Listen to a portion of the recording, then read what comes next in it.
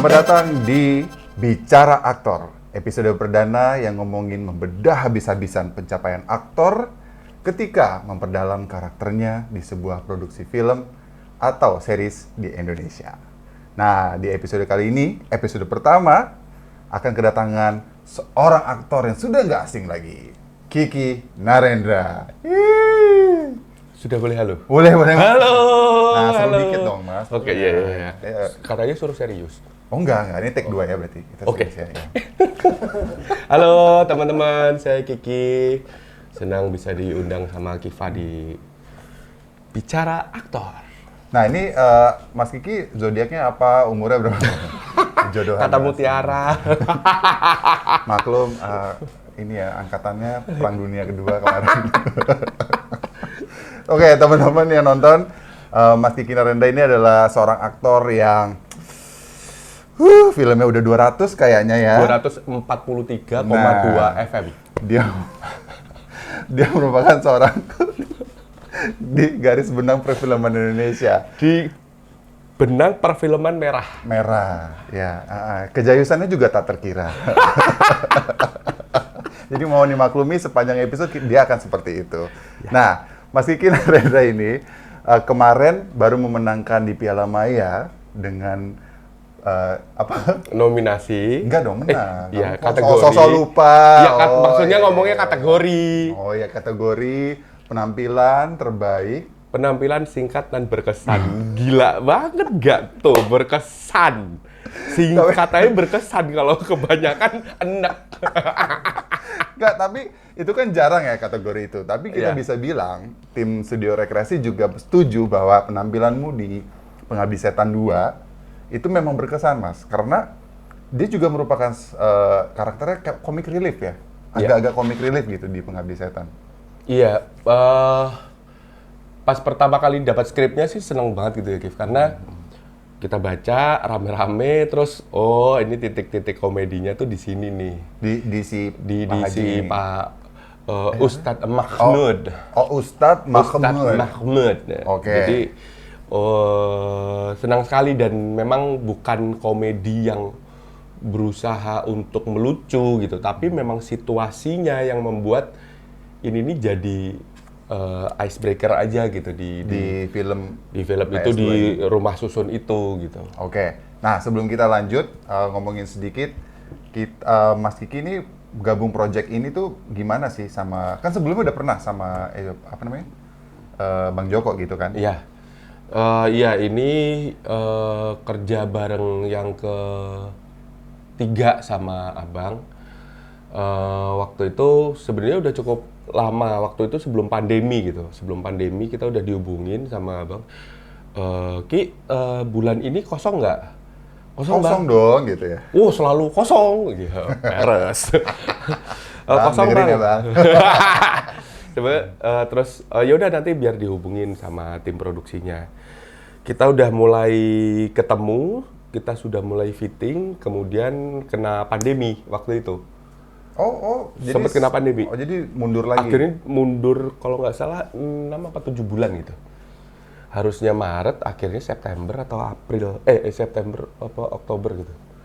Jadi sempat berhenti lama, kita juga tidak berpikiran waktu pandemi kemana ujungnya ini kan. Akhirnya dihubungin lagi, tapi dengan beberapa adjustment, kayak harus ukur badan lagi, karena waktu itu gue tiba-tiba langsung agak melar gitu. Enggak, justru gue abis badan, kurus, Kif. Kapan, Mas? Seingat saya kamu nggak pernah kurus. Pernah, Kiva. Oh, pernah ya dulu. Pernah. Oh, nggak, ini pernah. Oke. Pernah, Kiva. Pernah ya. Nggak usah ngajak berantem dong. Oh iya, ya. oke. Lanjut. Jadi beberapa adjustment kita harus fitting lagi, kita harus latihan lagi, sampai akhirnya mulai syuting beneran. Itu 2020. 2020. Oke, karena ini adalah episode perdana dari Bicara Aktor. Makasih ya, Kiva. Ya udah selesai kan? Oke. Gitu toh. Tolong untuk teman-teman, kita subscribe, kita like, kita komen, dan share ke teman-teman yang ingin belajar acting juga atau mengetahui bagaimana cara seorang aktor memperdalam karakternya. Karena dengan hadirnya Mas Kiki di sini, kita tim Studio Rekreasi percaya bahwa pasti akan ada ilmunya. Banyak sekali. Kok segitu yakin? Ya karena udah 2 nominasi FFI berturut-turut, Dan nggak menang. Dan nggak Disebut. Astagfirullah. nggak apa-apa ya guys, ini inside jokes. Mas Kiki ini kita udah berdua udah lama temenan dari 2009. Kita di teater populer jadi udah tahu, jadi mohon maaf. Minum Oke. dulu tas. Ntar dulu itu Oh, terakhir. tapi boleh minum kan? Boleh, Oh, iya. boleh. Jadi, Mas, tadi kan udah ngomongin sebelumnya udah pernah main sama Mas Joko gitu kan. Mas Joko, Bang Joko. Gitu ya. Mas.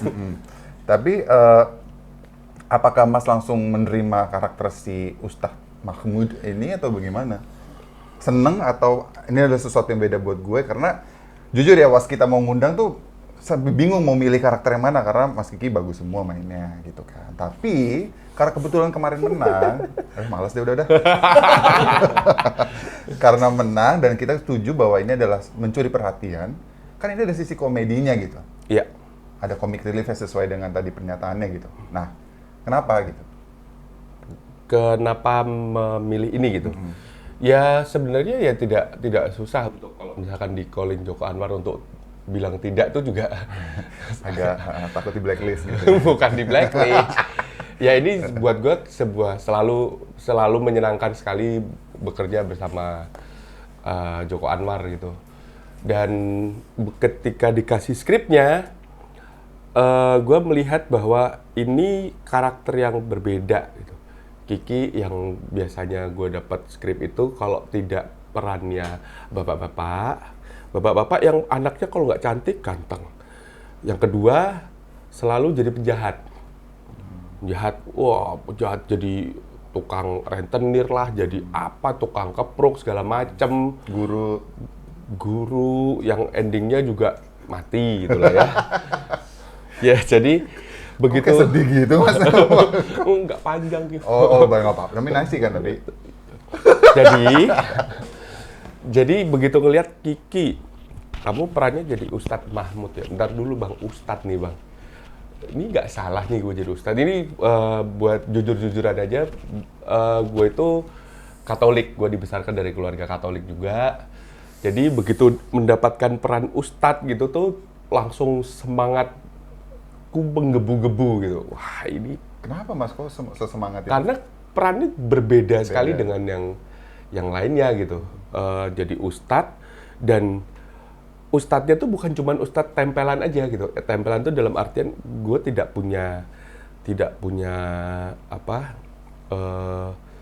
kayak titik-titik di mana gue bisa menunjukkan ini nih Ustadz nih siapa sih dan ada fungsinya gitu di film ini gitu, bukan cuma Ustadz yang cuma sekedar lewat. Nah, tapi setelah aku baca-baca lagi, ya memang ini fungsinya Ustadz ini nih di Pengabdi Setan nih seperti Pengabdi Setan yang pertama gitu. Penggambaran dari seorang Ustadz yang berbeda lah dengan yang lainnya. Apalagi kalau udah nonton Pengabdi Setan yang kedua, Ustadznya dengan bahasa yang sangat mengajarkan bagaimana tentang, kamu belajarlah sholat, kamu tuh masih, maaf agamanya apa? Ya, ya Islam. Cobalah sholat itu seperti ini, endingnya juga gitu. Sebenarnya bukan masalah itunya bahwa penggambaran, kalau di film penggambaran Ustadz zaman dulu itu kan setannya akan mati kalau Ustadznya datang gitu, kayak film India gitu. Polisi selalu ampuh gitu ya. Iya, ampuh. Polisi India tuh datangnya selalu telat, tapi setelah penjahatnya kalah, polisi India datang gitu. Kalau dulu Ustadz tuh juga fungsinya untuk sebagai gong tuh. Gong di mana kalau misalkan ada setan segala macam, kalahnya akan didoakan sama Ustadz. Gitu.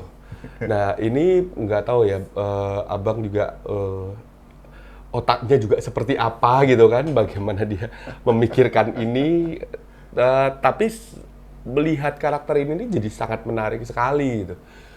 Gue sih sebenarnya nggak terlalu buka Twitter gitu, tapi pada saat itu banyak sekali pembahasan tentang Ustadz Mahmud ini di Pengabdi Setan 2, bagaimana peran Ustadz itu di kalangan masyarakat, terus tentang sejarah bahwa dulu tokoh agama itu jadi semacam jargon atau apa itu tuh Tapi kali ini enggak gitu. seru banget gitu, seru banget. Pembahasannya seru banget. Aku sempat ngikutin beberapa. Jadi ya memang tidak mungkin untuk saya lewatkan kesempatan bisa jadi ustadz ini. Kif. Oke. Eh, dari tadi Mas ketawa-tawa kenapa Mas? Enggak guys, jadi ke flashback pada saat syutingnya tuh seru banget itu. Oh ya, maksudnya Seru banget. kan ini sebenarnya dari setnya tuh gelap banget gitu kan. Kok kayaknya ngeri banget gitu. Dia muncul Bas. Itu apa Iya. emang dibikin semenakutkan itu tapi sebenarnya seru. Tapi gimana sih? Iya itu kan memang rumah susun yang sudah tidak terpakai selama beberapa tahun gitu. Jadi memang kalau nggak pas syuting tuh bener-bener kosong. Kosong ini beberapa ruangan pun juga harus di dressing lagi sama teman-teman art gitu.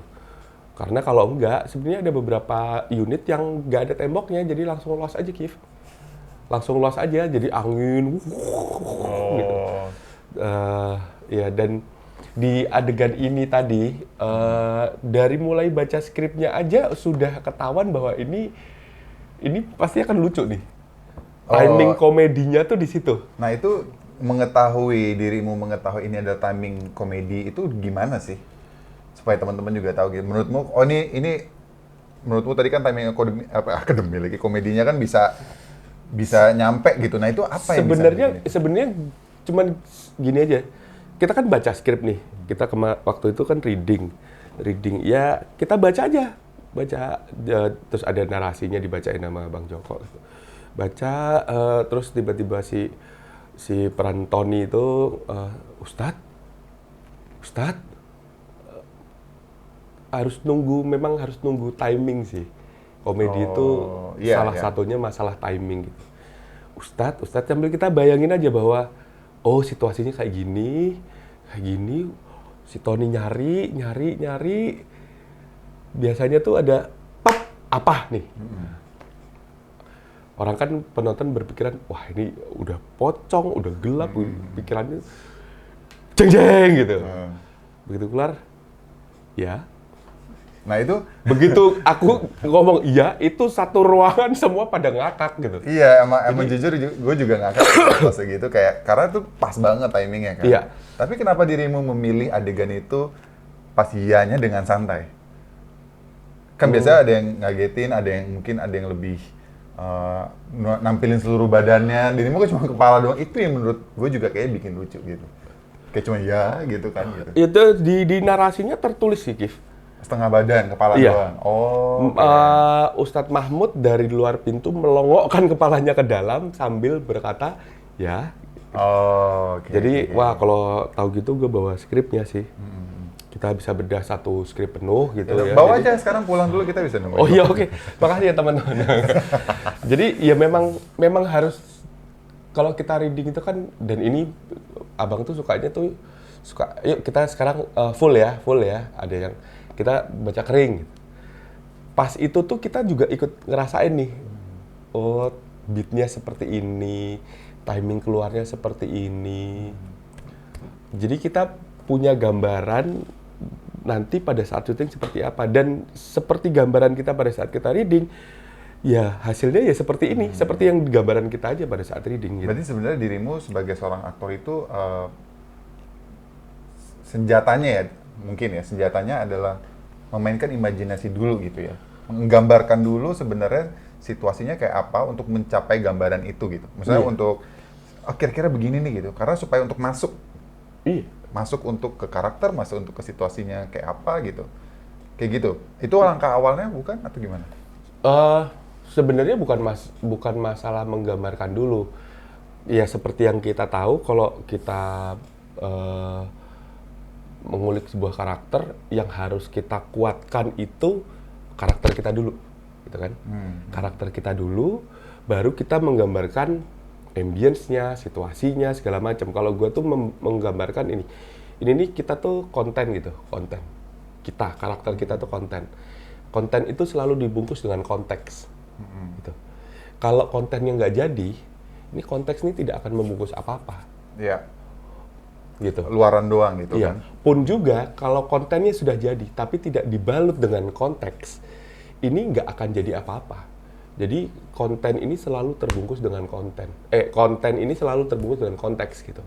Nah, bagaimana lu bisa ngulik karakter hingga lu jadi sebuah karakter yang solid dulu, baru lu ngomongin.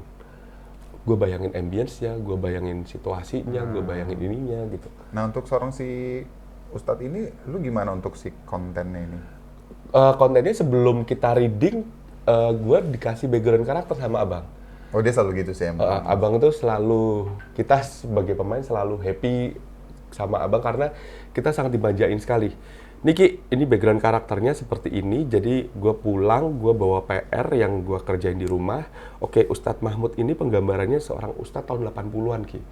Kamu cari referensi Ustadz tahun 80-an, bagaimana dia ceramah segala macam, menyiarkan agamanya segala macam, terus cara dia ngomong, cara ini, bahkan pola pikirnya ustadz-ustadz zaman dulu dengan sekarang mungkin agak-agak berbeda gitu. Zamannya gimana gitu ya? Zamannya gimana? Karena dulu kayak kalau ngomong tuh masih formal gitu ya. Iya.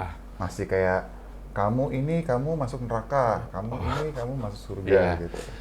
Belum Iya. bisa mengerti main psikologis untuk nge-guide orang percaya Iya. gitu kan. Karena dulu masih sistemnya begitu tuh gitu. Mungkin masih dulu yang masih saklek dan kaku gitu ya.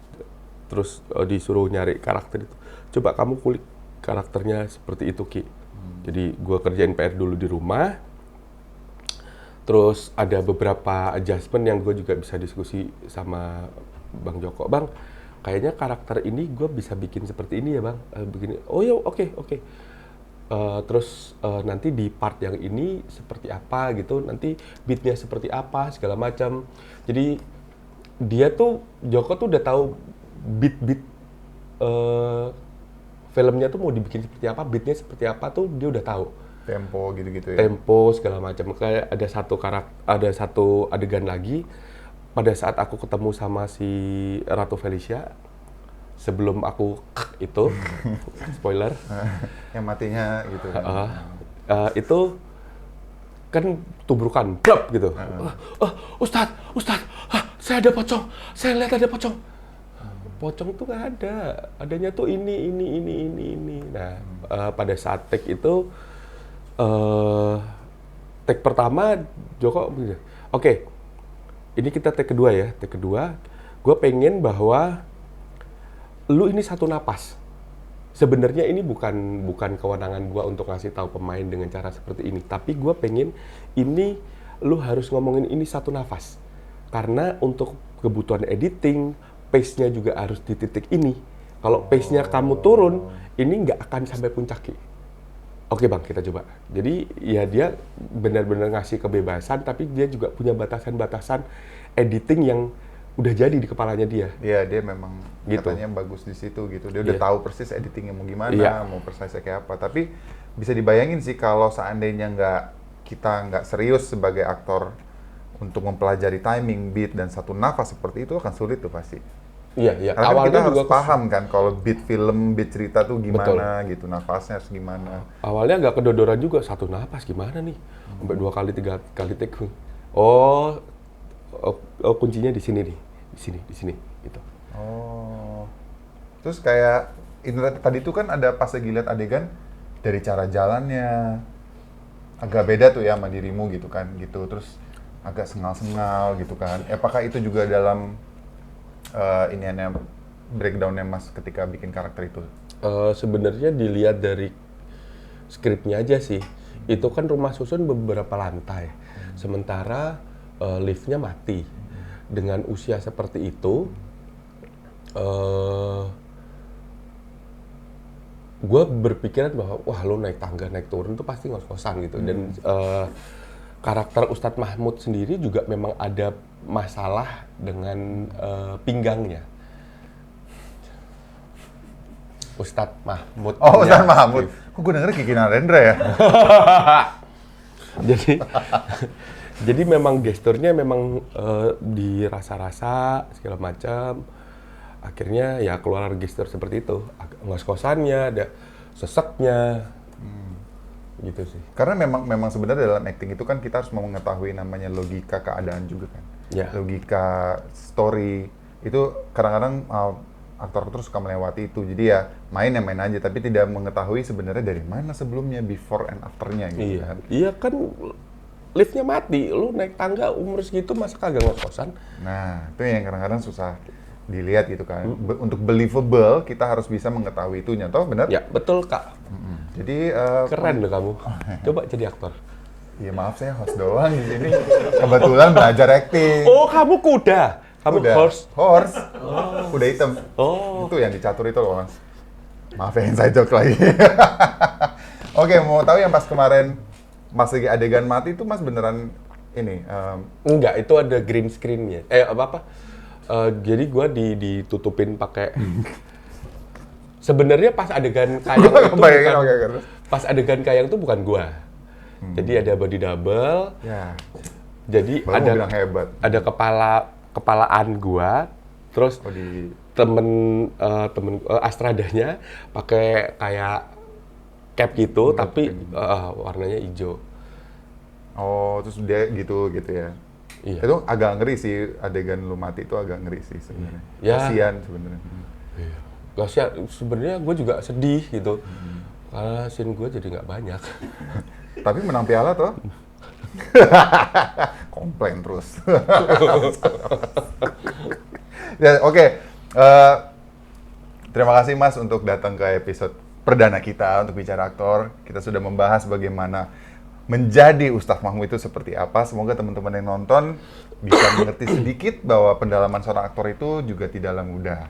Dan kira-kira tadi seru kan bilangnya, ada halangan? Halangan? Halangan menjadi si karakter ini?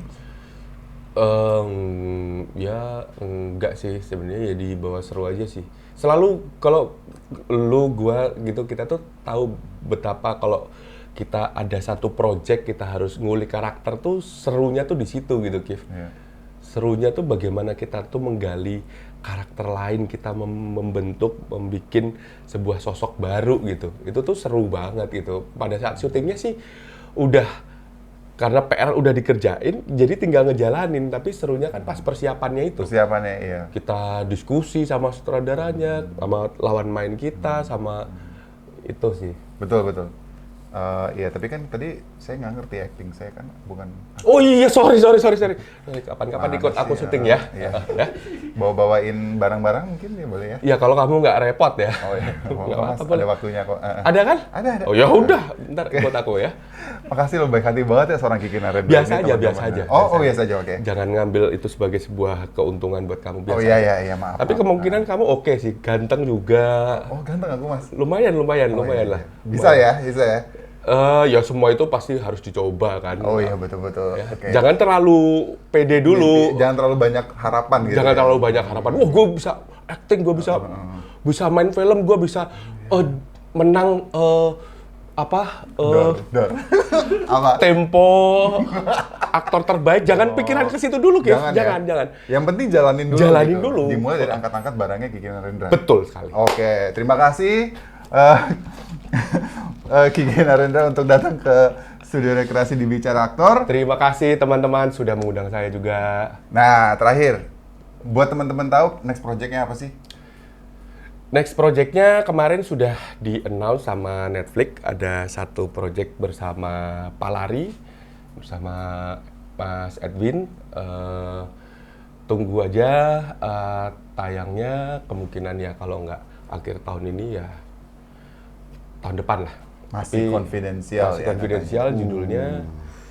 Tapi sudah di-announce sama Netflix sih. Oh, udah sebenarnya. di-announce. Sudah Oke. di-announce. Cuman penayangannya kapan masih tunggu dulu. Kita sedang Gila, nggak memasak. sabar nih kita lihat penampilannya seorang Kiki Narendra untuk film selanjutnya dari Edwin.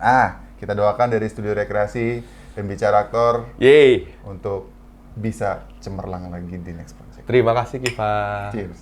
Cheers.